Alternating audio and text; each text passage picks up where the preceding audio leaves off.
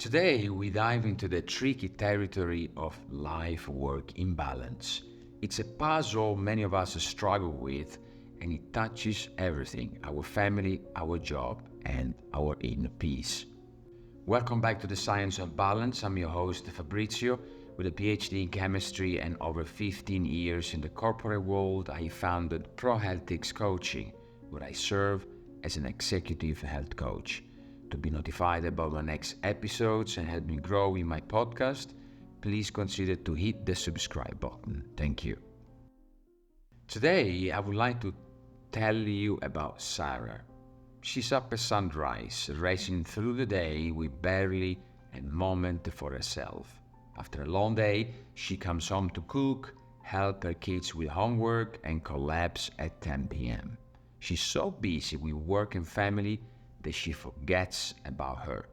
Unfortunately, many of us are like Sarah, trying to keep up with everything until we are worn out. And it's more than just feeling tired.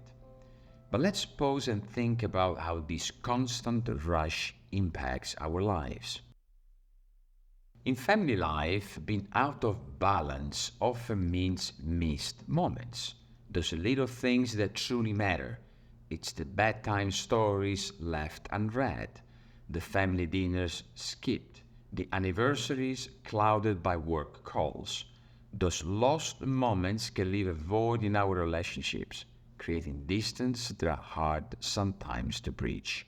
What about the workplace? Well, this imbalance often shows up as declining performance. Your creativity and your problem-solving abilities can take a hit. You might find yourself missing details or maybe struggling to concentrate, or what about feeling less motivated?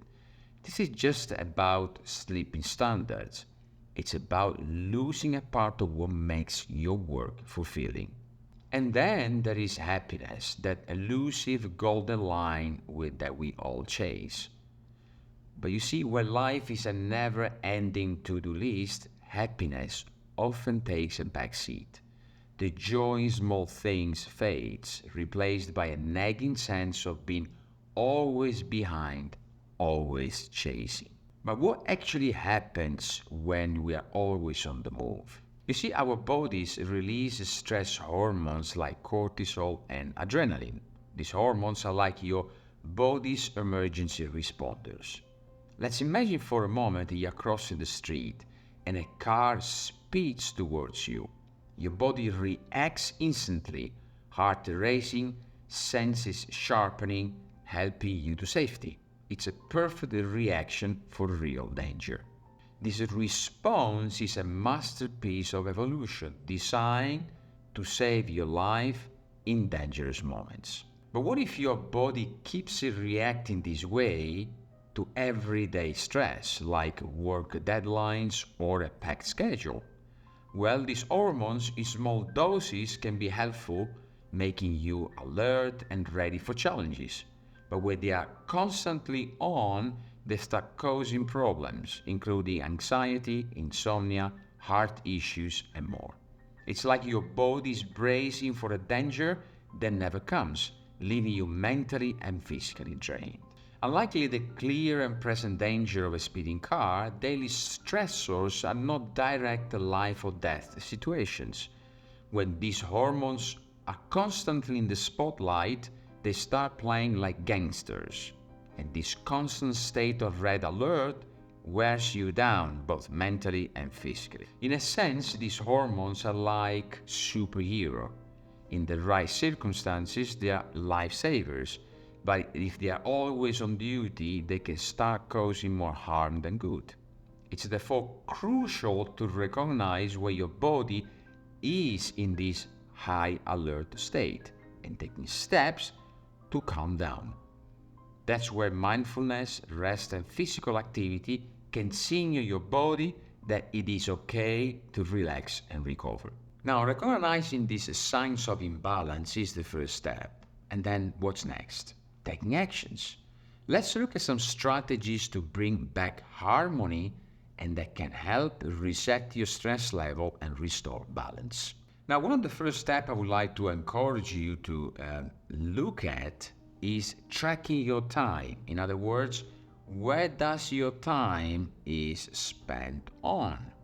This is very important because by tracking the time that you spend on a daily basis and how you spend your time, you might be able to find activities that you should cut down on or maybe share with others and or introduce more into your daily routine.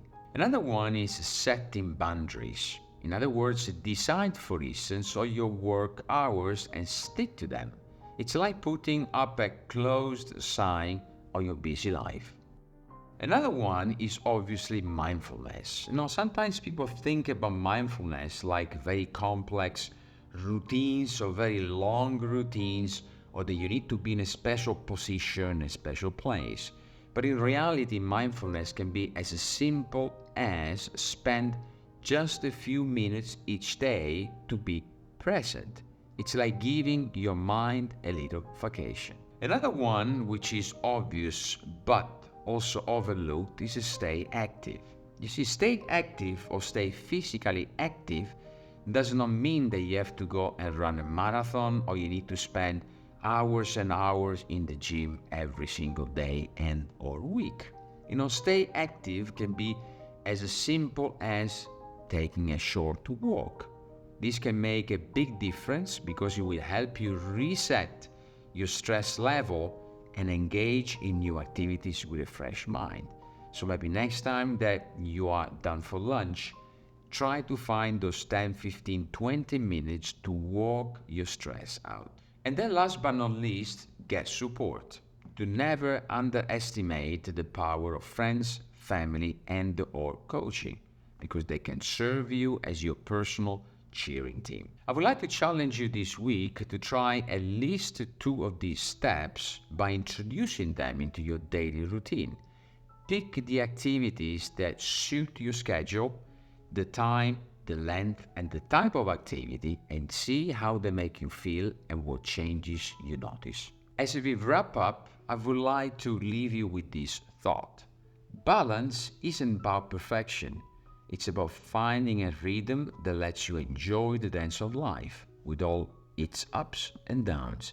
It's about holding space for work, holding space for family, and most importantly, hold space for yourself. That's all for today's episode. You'll be listening to the Science of Balance. Remember, balance lies in the beauty of life. Until next time, keep striving, but keep striving for balance. Ciao.